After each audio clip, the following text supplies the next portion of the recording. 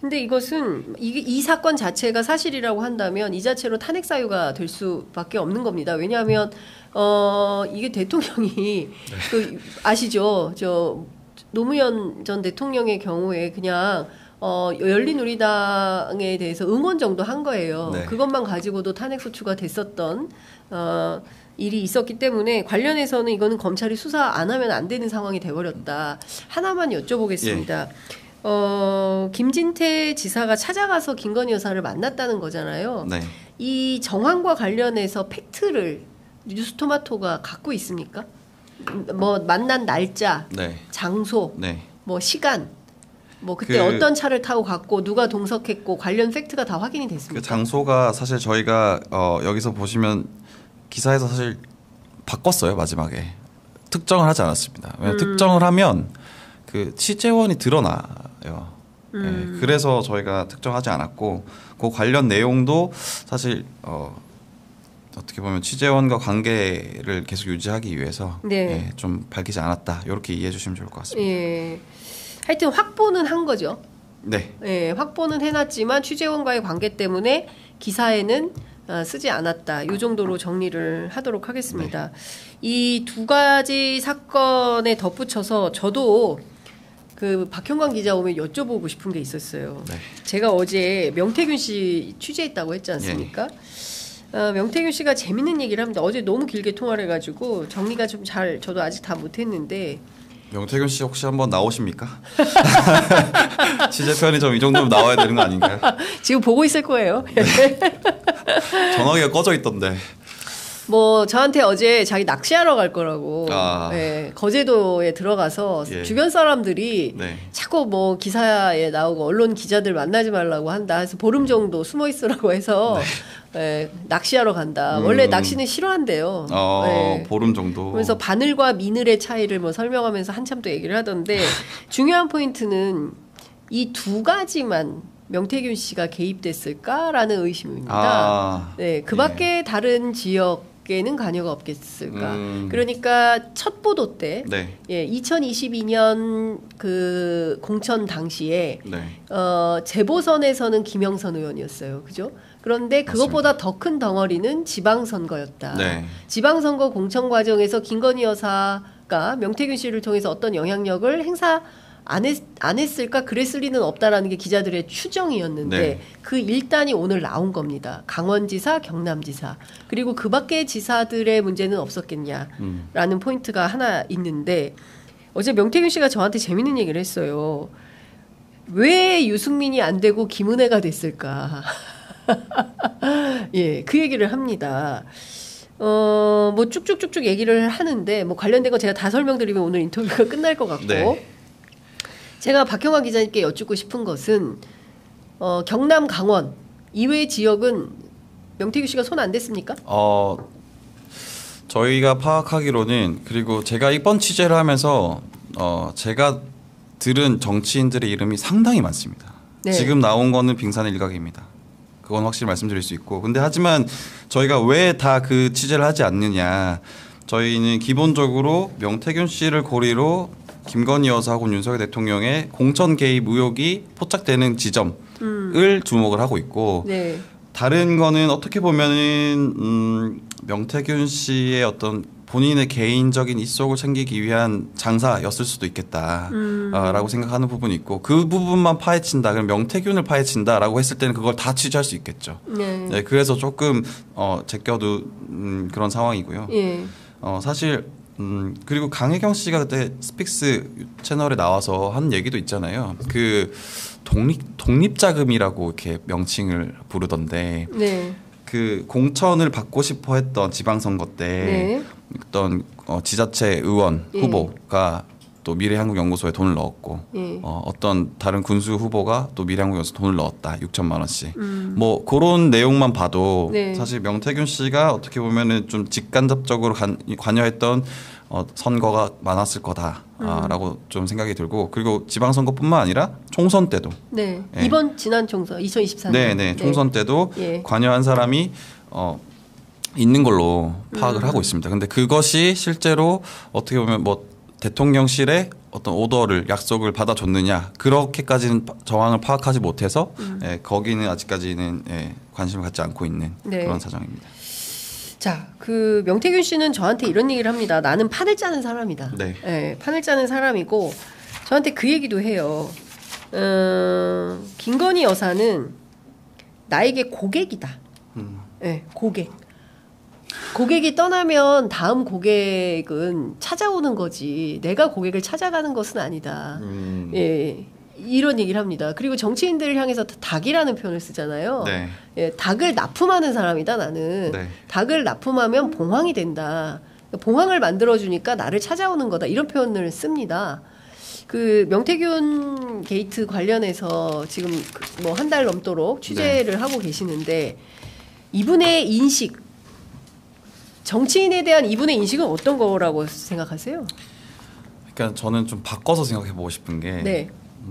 이 취재를 하면서 저는 사실 취재를 하면서 뭐 엄청나게 분노한다, 엄청나게 섭섭하다, 엄청나게 뭐 개탄스럽다 이런 생각을 잘 안 해요. 제 생각으로는. 네네네. 한 사안으로 바라보는데 네. 이번 사안을 취재하면서 굉장히 한심하더라고요. 정치인들이? 정치인들이. 네. 어떻게 이런 한동훈 대표도 한심하다고 그랬더라고요. 어떻게 이런 표현이 맞는지 모르겠는데 시정잡배라고 사실 부를 수 있는. 왜냐 이분은 전과도 많으세요. 전과도 사기 전과도 있으시고 뭐 임금체불도 있으시고 뭐 이런 분한테 어떻게 이렇게 휘둘릴 수 있느냐. 네. 그리고 어떻게 이렇게 많은 그리고 유력한 정치인들이 그렇게 목을 맬 수 있느냐라는 점에서 너무 개탄스러웠습니다. 그렇게 볼 수 있을 것 같고 이분은 그래서 저희가 이분이 정치인들을 어떻게 봤느냐를 따져봤을 때 그런 점을 저희가 좀 취재를 하고 있어요. 이분이 정치인들을 친해서 뭘 하려고 했지? 사실상 이분이 처음에 제가 취재했을 때는 명태균 씨는 돈 받는 사람은 아니야 라는 평가를 받았어요. 근데 알고 보니까 돈도 받는 사람이에요. 세비 반띵 하셨죠. 세비 반띵 하셨고 그 외에도 제가 알기로는 많이 있습니다. 많이 있고 근데 이렇게 짜잘한 돈을 받으려고 그렇게 하진 않았을 거다. 그래서 이분이 정치인들과 친해서 정치에서 가장 큰 핵심 권력은 정보거든요. 네.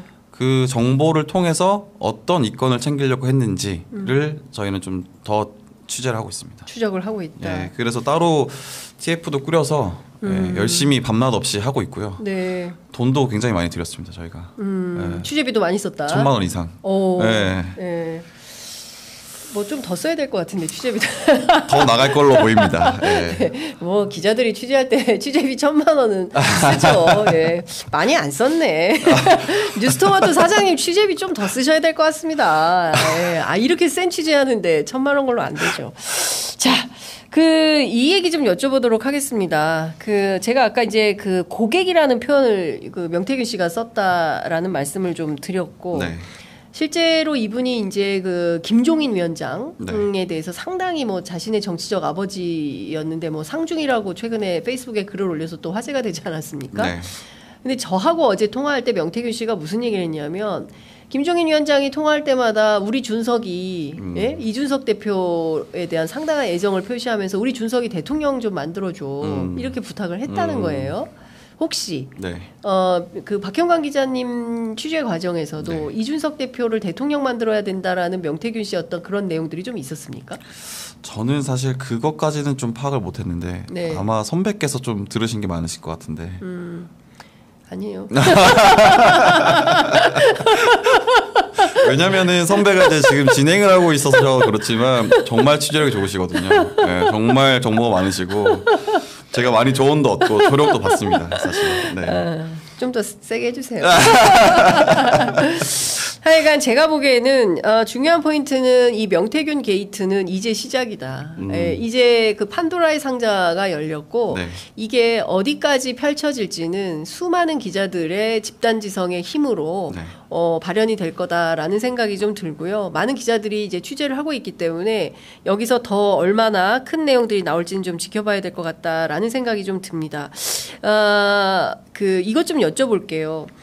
핵심 포인트는 이제 공천 개입인데 네. 그동안은 김건희 여사가 주체였는데 윤석열 대통령까지 오늘 나온 겁니다. 맞습니다. 예, 그러면 이 상황에서 시선 집중해서 오늘 이 얘기를 했다고 해요. 윤석열, 김건희 두 사람과 명태균 씨의 사이가 틀어졌다. 어떤 것 때문에 틀어진 계기가 됐던 건가요? 그러니까 제가 그 얘기를 할 수 있을 것 같아요. 그러니까 틀어진 시점은 제가 파악하기로는 2020년 말이고 2020년? 22년이죠. 22년 말입니다. 제가 좀 잠을 잘 못 자가지고 대선 끝나고 나서 네, 대선 끝나고 나서 2022년 말입니다. 그리고 지방선거도 끝나고 난 뒤죠. 네. 그때 이제 왜 틀어졌냐를 좀 몇 가지를 추측해 보면 이건 좀 제 추측인데 네.